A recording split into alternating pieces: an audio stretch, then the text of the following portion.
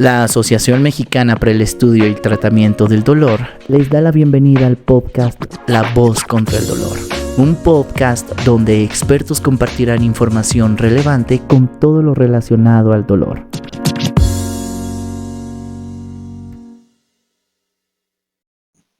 Hola, ¿qué tal? Soy la doctora María Fernanda Arboleda, anestesióloga, algóloga, y es un gusto y un honor para mí estar aquí con todos ustedes en este podcast. Agradezco a la AMED por esta maravillosa oportunidad en donde vamos a estar hablando sobre los cannabinoides, aproximación inicial y barreras para su prescripción.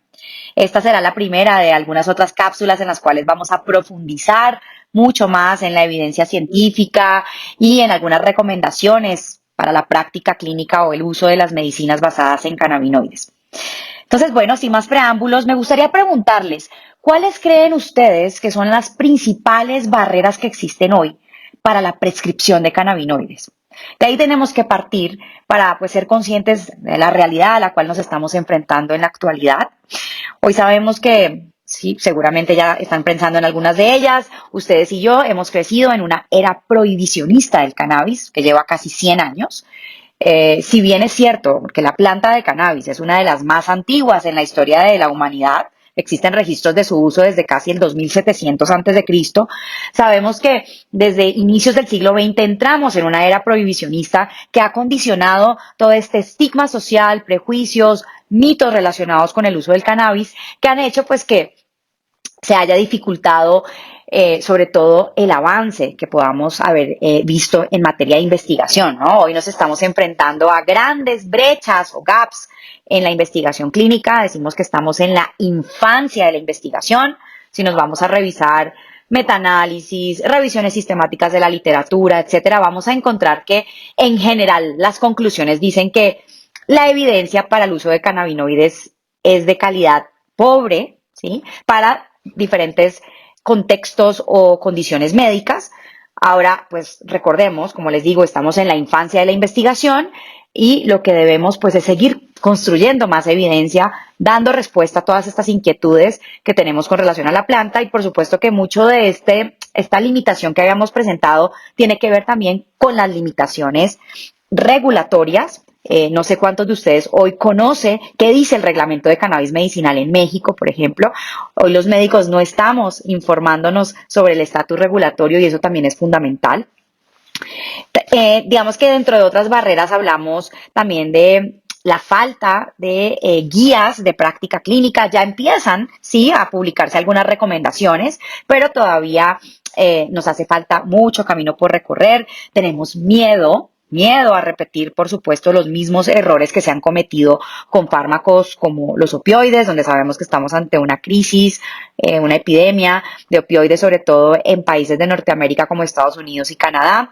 Y finalmente, en cuanto a estas barreras para la prescripción de cannabinoides, me gustaría hablar sobre la percepción que tenemos hoy en cuanto a los costos de este tratamiento, el real acceso que están teniendo los pacientes hoy a un producto que generalmente se considera out of pocket, o sea, el paciente tiene que entrar a pagar por el tratamiento, no hay cobertura o la cobertura es muy limitada por parte de aseguradoras. Esto debe ir cambiando poco a poco en el tiempo.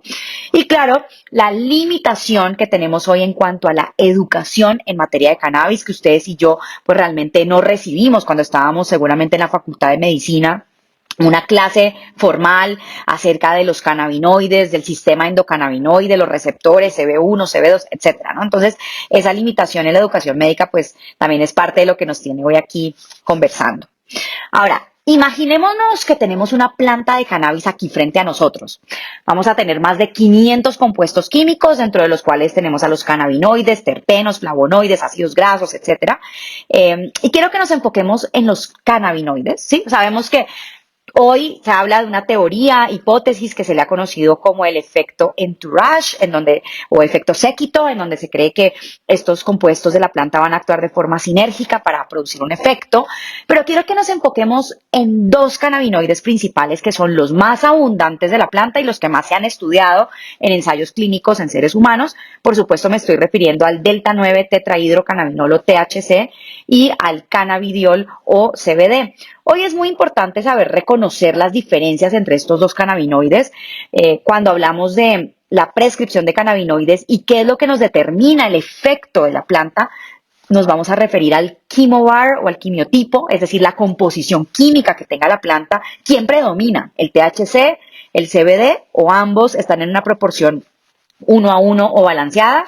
Eso es lo que nos va a determinar hoy el efecto de la planta. Ya basta de condenar al THC o de satanizarlo. Hoy escucho mucho esta historia de que es que el THC es el malo, el de drogarse, y el CBD es el bueno y el que es medicinal. No, ya basta de decir esto y sabemos que ambos, tanto el THC como el CBD, van a tener cabida y van a tener características que los van a hacer útiles en ciertas condiciones o en ciertos contextos clínicos.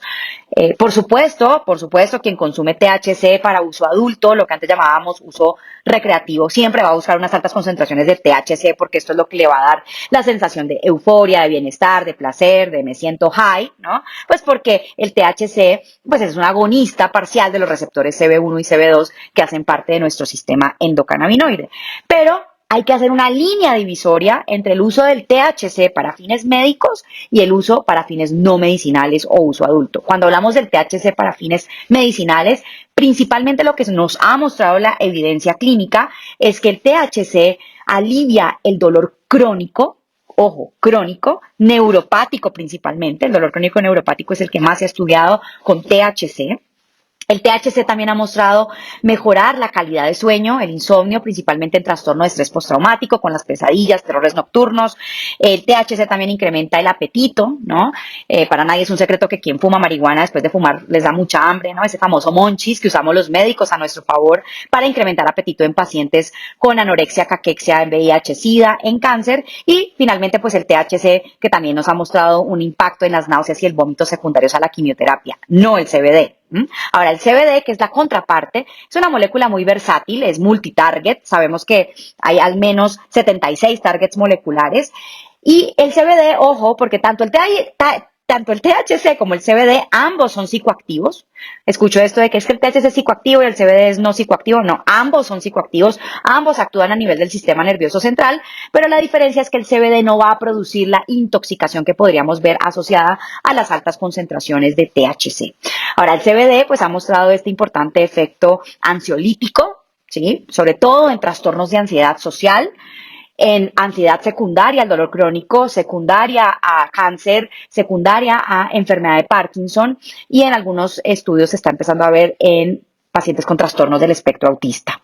El CBD también es antiinflamatorio, ojo, porque a veces ahí nos podemos confundir y pensar que como es antiinflamatorio, entonces es el que se utiliza para el dolor crónico. Pues realmente no, no todo lo que va a ser antiinflamatorio va a ser analgésico.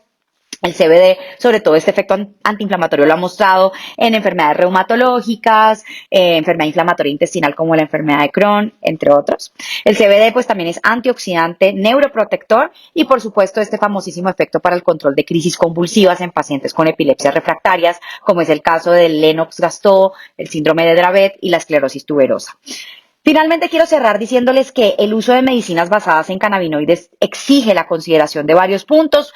Recordar que la planta de cannabis no es la panacea, no es la droga milagrosa, es simplemente una herramienta más que nos va a ayudar en el control de síntomas de forma complementaria o adyuvante, es decir, tiene su tratamiento tradicional y agregamos a los cannabinoides como parte del equipo. No es primera línea de manejo, complementa y tiene indicaciones y contraindicaciones específicas. Hay que saber seleccionar a nuestro paciente qué tipo de producto es el que vamos a dar para el control del síntoma que estamos buscando controlar y reiterar que el cannabis no reemplaza o sustituye medicamentos, los complementa.